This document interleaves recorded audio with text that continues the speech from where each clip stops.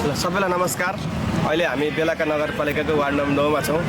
यो अहिले कोशी प्रदेशको माननीय राजन किरातीको पहलमा उहाँको आफ्नो सबै कोषको पैसा 52 लाख रुपियाँको पैसाबाट बेलाका नगरपालिका वार्ड नम्बर 9 को रामपुर बजारको मुटुमा हामीले ग्रिन एन्ड क्लिनको अभियानलाई पूर्ण रूपमा सम्पन्न गर्नको लागि, बजारलाई सफायुक्त बनाउनको लागि हामीले उपचुनावमा बोले अनुसार काम गर्नको लागि यो इन्टरलक फुटपाथ व्यवस्थापनको काम अहिले हामीले चाहिँ गरिरहेको छौँ। यो पूर्वोत्तर विकास कार्यालयबाट ठिक्का लागेर यो रामपुर बजारको दुवैतिर दायाँ बायाँ लगायत मिड पोइन्ट रामपुर बजारलाई मानेर पर सबैतिर हामीले 80-80, 50-50 मिटरको लम्बाइ र चौडाइ 4 मिटरले यसपालि हामीले काम गरिरहेछौँ। अब यो अहिले चुनावको मुखमा छ र केही मान्छेले यो चुनावको मुख ल्यायो भन्दा तर हामीले उपचुनावमै बोलेको विषय हो। पूर्वोत्तर विकास कार्यालयले ठिक्का लागेको विषय हो।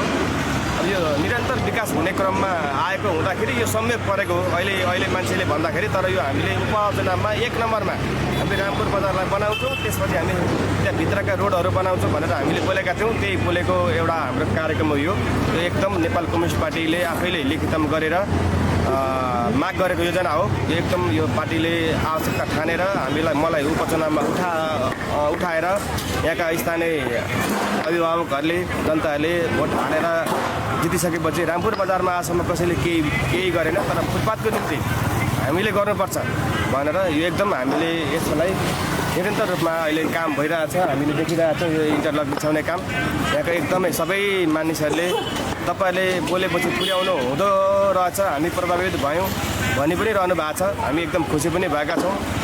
अहिले चुनावको माहौलले गर्दाखेरि प्रशंसा योग्य पनि भएको छ। यसलाई हामी सम्पूर्ण राजन दाई माननीय हाम्रो पार्टीका सबै नेतागण लगायत यहाँकै स्थानीय सबैले साथ सहयोग गरेर यो काम अहिले भइरहेछ। हामी सबैलाई धन्यवाद पात्र बनाउँछौँ, धन्यवाद दिन चाहन्छौँ।